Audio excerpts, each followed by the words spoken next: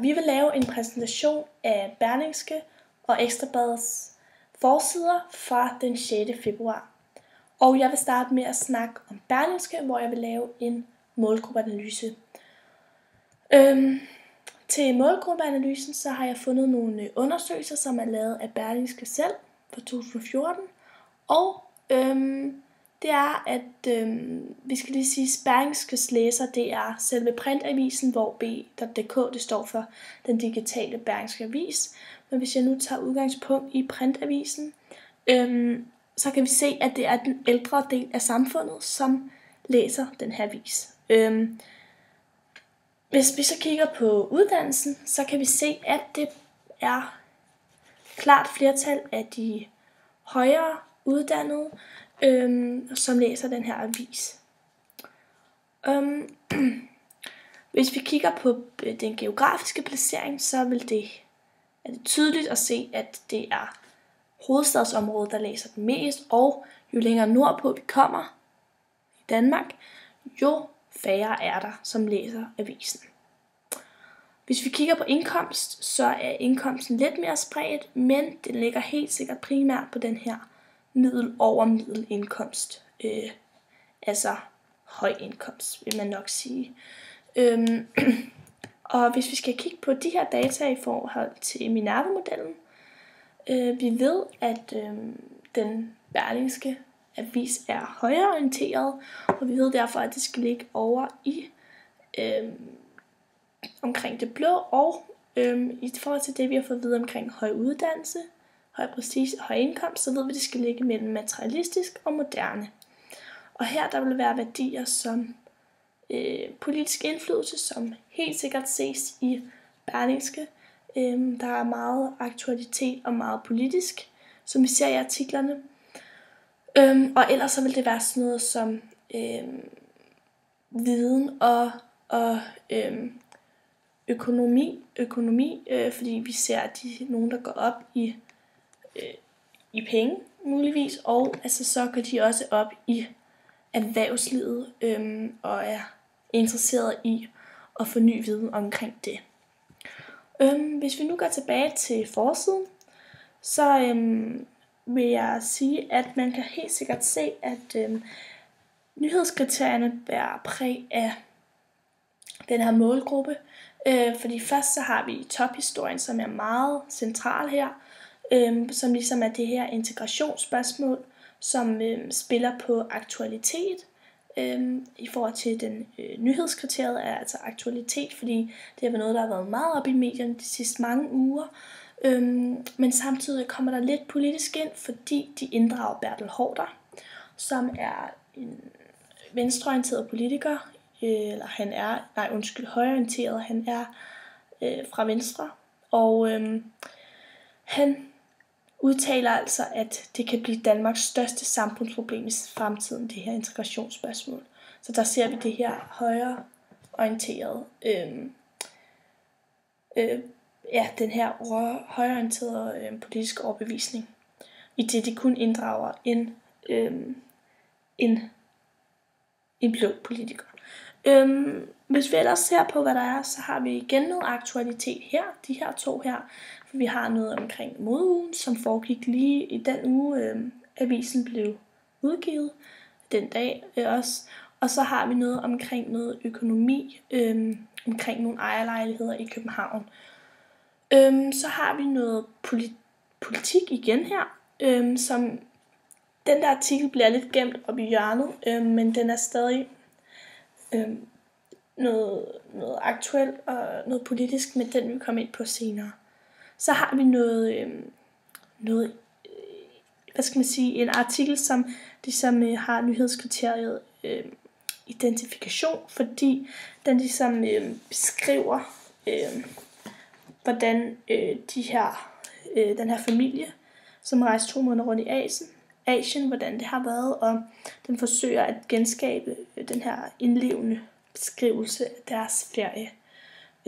Og igen, det er jo ikke alle, der har råd til at rejse til Asien 2 måneder, så den spiller også på, at det ligesom appellerer til nogen, som vil have råd til det, på grund af den her høje indkomst. Hvis vi ser på sådan hele samspillet mellem layout, så kan man se, der er primært brug af de her sarte farver, som ligesom repræsenterer den her seriøsitet, og det her lidt mere voksent, og også lidt det der med høj uddannelse, det er jo meget den her seriøsitet, at man skal vise, at man har styr på det, man styr på sit liv, fordi de går også op i høj prestige. Det her med at bare vise, at man har styr på sit liv, og og det er ligesom den her seriøsitet, der fremkommer. Dog er der alligevel en del farve hernede på de her aviser, som er meget i øjenfald i forhold til det andet.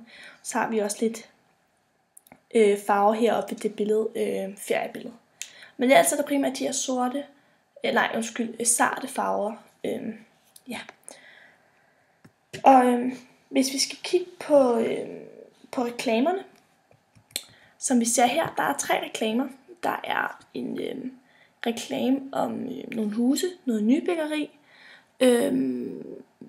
som også igen, man kan sige, appellerer til dem, som har den lidt højere indkomst, fordi et nyt hus er ret dyrt, så det er i hvert fald også meget oplagt at have den liggende på forsiden. Som vi så i undersøgelserne tidligere, så er det jo ligesom ofte den her lidt ældre del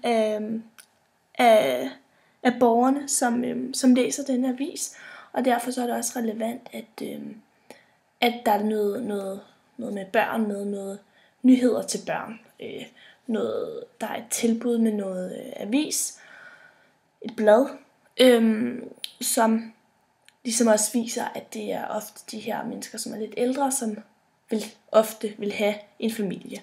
Så har vi til sidst noget med noget gråstær-operation, altså man kan sige,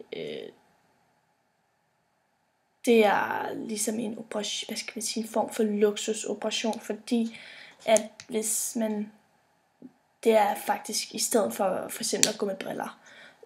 Hvis det er selvfølgelig forskellige tilfælde, men primært så er det, hvis man har nogle problemer med linsen, og så kan løse det på den her måde, i stedet for at gå med briller. Og det er nok folk, som ikke har så mange penge, men nok ikke prioriterer det.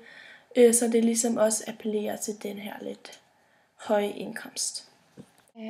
Avistypen er en omnibusavis. Den har en bred og baggrundsorienteret nyhedsdækning, og derudover er den dækkende over forskellige temaområder. Blandt andet er det temaer som business, politik, teknologi, kultur, rejseliv, sport. Dette er også et karaktertræk, der især ses fra avistypen omnibusaviser. Og derudover er denne avis også en avis, hvor man tegner abonnement, ligesom en omnibusavis er. Og overordnet set er avisen Berlingskes indhold mest domineret af informationsgenren i form af nyhedstelegrammer, baggrundsartikler, interviews osv. En anden genre, der især også præger avisen, er opinionsgenren, for eksempel kommentarer og anmeldelser. Og vi skulle lave en analyse ved hjælp af relevante analyseredskaber. Vi har valgt artiklen fra forsiden, der hedder Radikale. Trepartsmodel kan dumpe for evigt. Og det er den her artikel, ses her. Og artiklen omhandler den radikale partileder Morten Østergaard, som fortæller hans holdninger til trepartsaftalen. Og han mener, at ideen med at lave en aftale er god, men for at den bliver god, skal der ske nogle ændringer. Og han vil for eksempel gerne have, at det skal blive nemmere for erhvervsdrivende at ansætte flygtninge. Og det er så her, hvor at artiklen starter med at starte den røde tråd, fordi der er en rød tråd gennem hele artiklen, og problemet bliver udfoldet, når man hører Morten Østergaards holdning til emnet her i begyndelsen. Og senere i artiklen hører man samme sag fra andre politikers synspunkter, og vi ser herefter Liberal Alliances arbejdsmarkedsordfører Jørgen B. Olsen, som er enig, men at han jo er en liberalist modsat Morten Østergaard, som er en socialist. Efter vi har hørt Joachim B. Olsen, hører vi også andre politikere, hvor de er uenige med Morten Østergaard, og især her i slutningen hører man en masse argumenter for, at Morten Østergaards begrundelse og påstanden overhovedet ikke holder stik. Og det er også det her med, at konklusionen er bygget op i artiklen om, at den slutter af med, at socialisten, som han jo er, Morten Østergaard, bliver talt helt ned, og de er virkelig uenige med ham i hans holdning. Og jeg kan altså sådan konkludere, at valget af personer, som indgår i artiklen, samt den her komposition, hvor den slutter af med en tydelig afrunding, medvirker, at artiklen tydeligt har en vinkling, og det altså ikke er en socialistisk vinkling, men nærmere et liberalistisk vinkling. Som Berlingske jo også er, eller som vi ved, Berlingske er Berlingskes målgruppe også højreorienteret. Ekstrabladets forside opfylder mange af nyhedskriterierne. Den er aktuel, væsentlig, identificerbar og sensationel for læseren. Det aktuelle ser vi i øverste billede i midten, hvor der er et interview med 2 af deltagerne fra dette års X-Factor.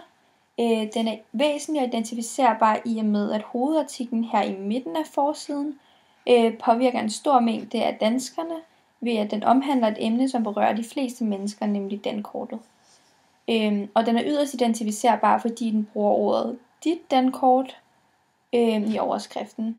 Udover at emnet i sig selv er en sensation, får Ekstrabladet samtidig også overskriften til at virke sensationel ved at skrive med store blokbogstaver og omringe den med gule tekstbokse, der fanger læserens øje. Desuden appellerer de også til Logos ved at nævne, at der allerede har været 75.000 danskere som ofre.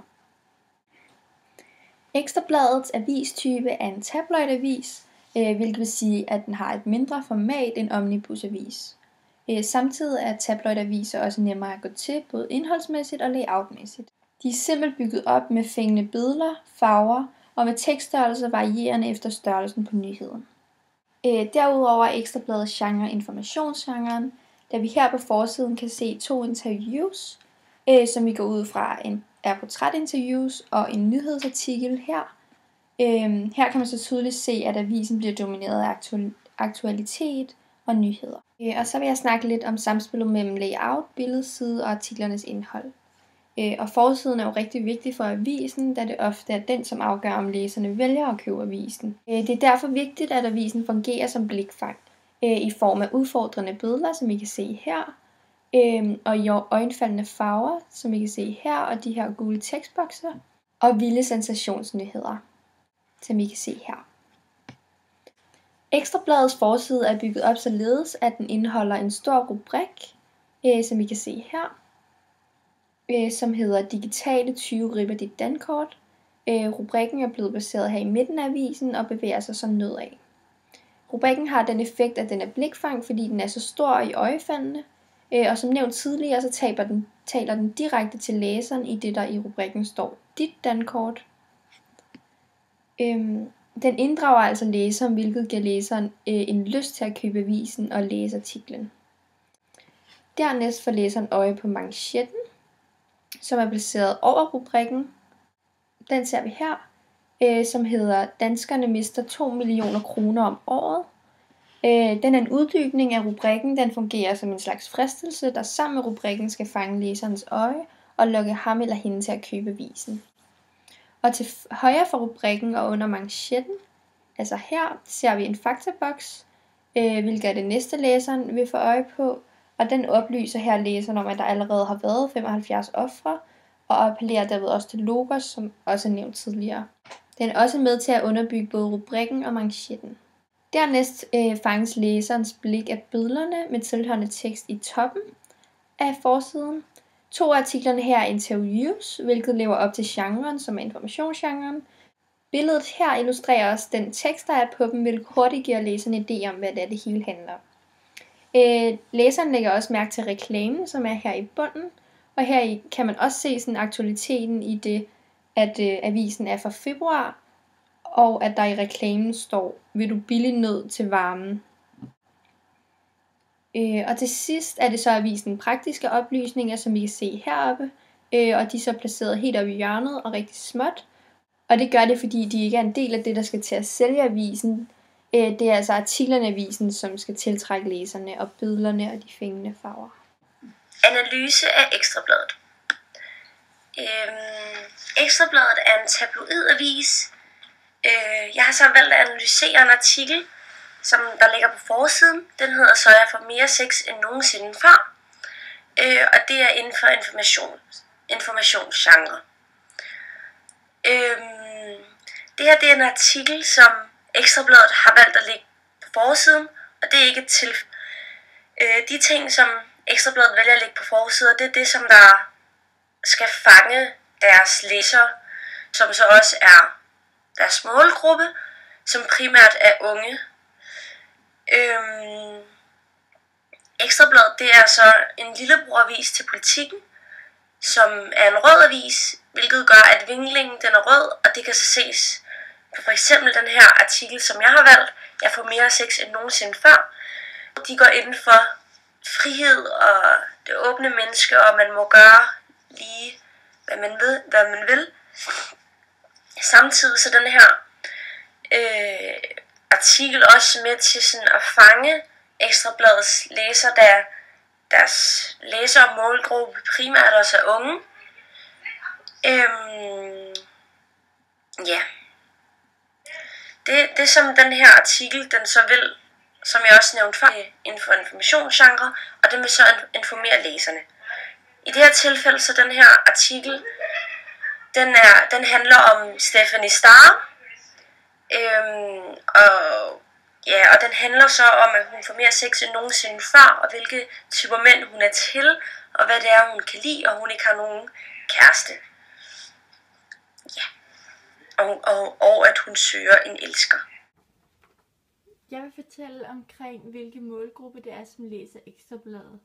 På Ekstrabladets egen hjemmeside skriver de selv: Ekstrabladets journalister tænker sjældent i målgrupper i deres daglige arbejde, men avisernes valg af emner retter sig som helhed især til medlemmer og lønmodtagere i den offentlige og private, højtlønnede meningsdannere i politik, erhvervsliv, underholdning, institutioner og foreninger, sportsinteresserede kvindelige læsere i disse grupper, unge læsere og mandlige læsere over en bred kam, hvilket vil sige, at de selv mener, at de har en meget bred målgruppe. Dog kan vi se, at deres topemner er nyheder, sport og underholdning, som er noget, mange unge bliver fanget i. Vi kan se, at det er underholdning som f.eks. X-Factor, sex og sport, som fylder deres forsider. Hvis vi kigger på Minerva-modellen, kan vi se, at det typisk er mennesker ved den grønne side, som læser Ekstrabladet. Altså højtuddannede middelindkomstmennesker, som går ind for sensation og individualisme og familie